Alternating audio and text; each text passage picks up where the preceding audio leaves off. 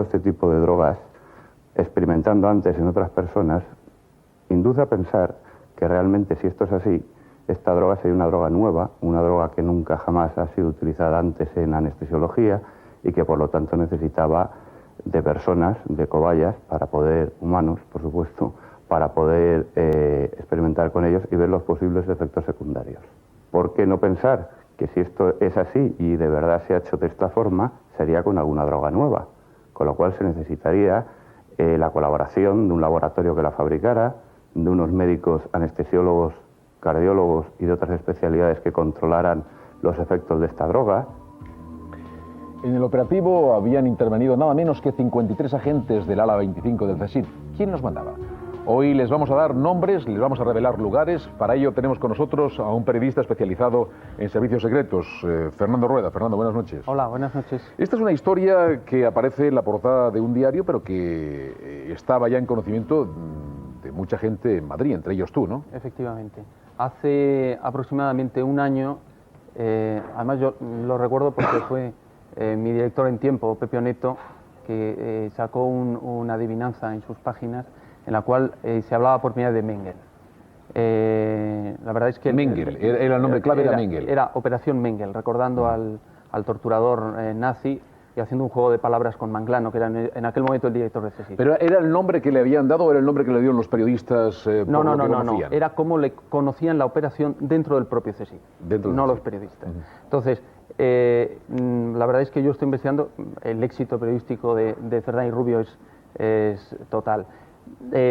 Nosotros lo que sabíamos y lo que habíamos investigado es que el CSIC, y en concreto Manglano, en la época en que Narcís Serra estaba al mando, habían montado una operación secreta, a la cual habían encargado a un grupo de élite que se llama Ala 25, pero que ellos no le llamaban Ala 25. Este grupo de élite se reunía en un chalet operativo en Madrid, conocido por el nombre de Roma, y cuya calle precisamente en estos momentos se me ha olvidado, mejor no decirlo por aquello de la ley de secretos oficiales, no sea que nos cueste 1 millón de pesetas. Bueno, el caso es que se reunían. Se reunían ahí. Bueno, todavía no está en vigencia las leyes oficiales, pero por si acaso, ¿no? Hay que empezar a entrenarse. Efectivamente.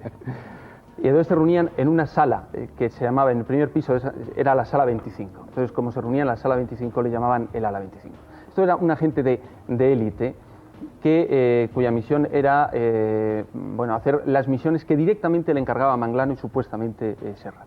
Estos fueron los que decidieron montar esa operación que consistía de alguna forma en probar fármacos tipo Mengele.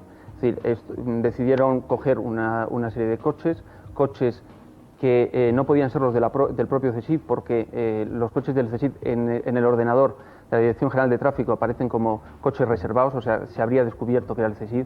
Entonces robaron una serie de coches, fueron a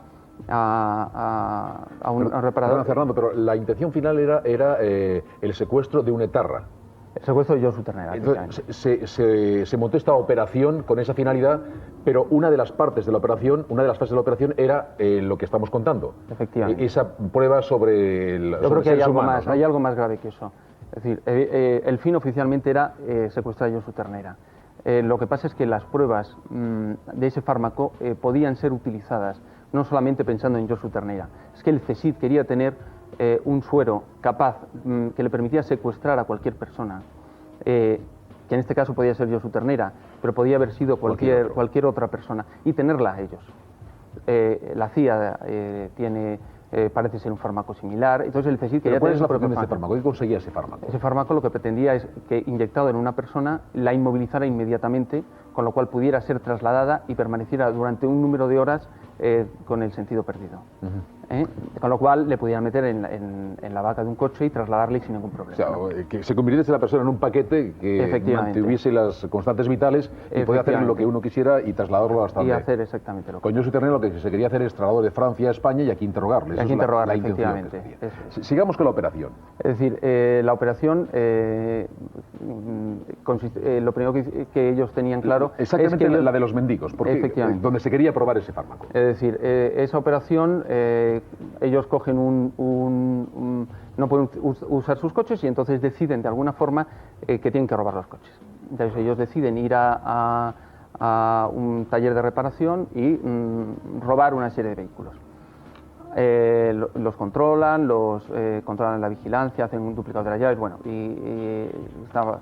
lo cuentan muy bien Zerán y Rubio, y entonces ellos cogen y roban esos coches, y con esos coches van a secuestrar a los mendigos.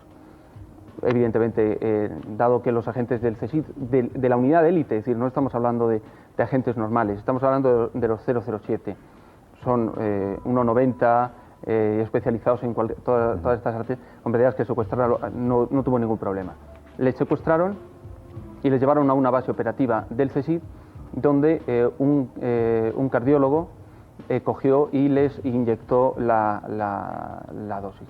Las informaciones que yo en mis investigaciones había hecho señalaban que podía ser un familiar de Emilio Alonso Manglano, pero la verdad es que está absolutamente sin definir. Y bueno, y a partir de ahí hay informaciones que dicen que uno de los mendigos murió. Yo sinceramente creo que no hay ningún dato todavía que pueda probar eso. Y lo que sí está claro es que le sometieron a las pruebas. Parece ser que probaron, como uno de los mendigos se sublevó, probaron a darle un golpe nuevo que habían ensayado para adormecerlos. Y es decir, que hicieron todo tipo de pruebas con ellos, y una vez que terminaron y que comprobaron el efecto, que no era no dio el resultado adecuado, los devolvieron a la calle. Ahí es donde hay alguna versión que dice que uno de ellos murió y perdió la vida. El grave problema de esto, ¿sabes cuál es? Que cuando Manglano llegó en el 82, él consideraba que el CSIC era un servicio muy facha, el servicio de intereses ocultos. Y entonces ordenó, dentro del CSIC, que todas las operaciones de los grupos de apoyo operativo, de los James Bond, penetraciones clandestinas, seguimientos, colocación de micrófonos, todo tenía que quedar por escrito. Hasta entonces no se dejaba por escrito. Entonces, el problema es que existe, o tiene que existir, constancia escrita de todas y cada una de esas operaciones, y en concreto de esta. Y de esta operación, obviamente, excepto que los anteriores, en la época de Jesús del Olmo, hicieran una limpieza, como algunos sospechan, del CSIC, o hayan hecho cosas raras, esos papeles tienen que estar ahí. Ten en cuenta que los que dirigen esta operación son dos personas. Uno es Losada, que es Manuel López Fernández, y otro es Jambra o Don Emilio, que es Emilio Jambrina. Estas dos personas, que curiosamente son los dos enemigos acérrimos, los dos grandes enemigos de Juan Alberto Perote, estas dos personas conocían absolutamente todo, ¿no? Y entonces estas personas, que eran los que hacían los trabajos sucios de Emilio Alonso Manglano, bueno, pues no sé, no puedo afirmarlo, pero llevan tanto tiempo ahí dentro que no sabemos qué podrán haber hecho con las pruebas, con los datos de todo esto. De todas formas, esta es una información interna que naturalmente sale al público, sale al aire. ¿Quién es el artífice de que ahora públicamente conozcamos esta historia? El artífice, pues, quiero decir, oficialmente no se sabe, y no se sabe quién está filtrando, ¿no? Pero lo que sí está claro es que hay ahora mismo una pelea entre los servicios de información, entre el CSIC, el nuevo director, y Perote, ¿no? El CSIC ha estado filtrando informaciones contra Perote, implicándole en que es un ayudante de ETA. Le han dicho que pasó información a Libia, informaciones, yo creo, sinceramente falsas. Y gente simpatizante de Perote, gente que puede estar relacionada con Perote, puede haber facilitado, sin ninguna duda, a lo mejor algún tipo de... Gente relacionada con Perote, dices. Gente relacionada, gente que conoce, o amigos que puede tener Perote, pueden estar... ¿Con qué intención? Simplemente con la intención de demostrar que en la época de Manglano, en el CSIC, se hicieron cosas fuera de absolutamente toda la legalidad. Lo que estamos contando estaba en conocimiento de Manglano. Manglano dio esa orden. No, la operación la dirigió Manglano. Sí, según los datos que yo tengo, es una operación ordenada por Emilio Alonso. Directamente por Manglano. Pero alguien en la escala jerárquica se quedaba la información en Manglano, o alguien superior conocía esas operaciones. Yo, mira, después de estar investigando durante más de 10 años el CSIC, sí te puedo asegurar que Manglano le contaba absolutamente todo, casi todo, a su amigo íntimo, que era Narcís Serra. Es decir, no puedo decir si esto en concreto se lo dijo, pero en general eran uña y carne, hacían todas las cosas en conocimiento. Y además, teniendo en cuenta que quien dirigía la operación eran sus dos brazos armados y teniendo en cuenta que estas dos personas, por ejemplo, los dos que dirigieron esta operación, cuyos nombres aparecen ahora, Losada fue el que cuando se fue Perote del CSIC montó una operación para desprestigiar a Perote, inventándose que se había llevado dinero del CSIC.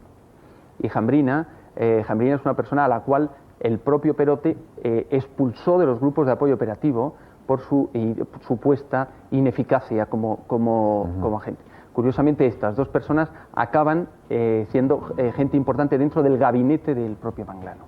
O sea, ¿estamos ante una guerra interna de exagentes o estamos ante un nuevo pulso al gobierno? ¿A dónde te inclinas tú? Estamos ante esas dos cosas. ¿Las dos a la vez? Las dos a la vez. ¿Alguien las está utilizando? ¿Tú crees que alguien está utilizando lo que unos quieren pretender que es esa lucha interna para ver quién hunde a quién y está utilizando eso para después también estar intentando operar haciendo un pulso al gobierno?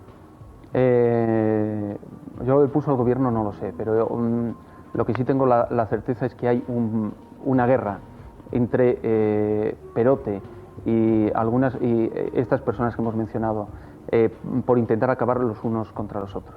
Incluso, mira, dentro del propio CSIC, ahora mismo toda aquella persona que huela a Perote, que haya tenido alguna relación, alguna simpatía a Perote, está siendo ya aparcada y y en los próximos meses se producirán más expulsiones, más dentro del propio CSIC. Y en los próximos meses o días aparecerán más informaciones como esta, supongo. Si la guerra está declarada, es posible que sea una guerra sin cuartel y sin límite. Fíjate que llevan apareciendo este tipo de historias en los últimos meses con cierta frecuencia. Al igual que hace un año que conocías esta historia, ¿circula alguna historia que todavía no se pueda contar, pero que está en la mente de todos o está en boca de algunos? Ahora mismo lo que están circulando son historias sobre Emilio Jambrina. Emilio Jambrina era el número 2 de Perote. Era la persona que conocía todas las operaciones sucias del CSIC, ¿no? Y entonces, ahora lo que se están contando son trapos sucios, guarrindonguerías de la vida privada y pública de Emilio Jambrina. Es decir, que posiblemente muy pronto aparezcan datos muy concretos sobre... Seguro que sí. Gracias, Fernando. Gracias a ti. Buenas noches. Vamos a contarles otra historia.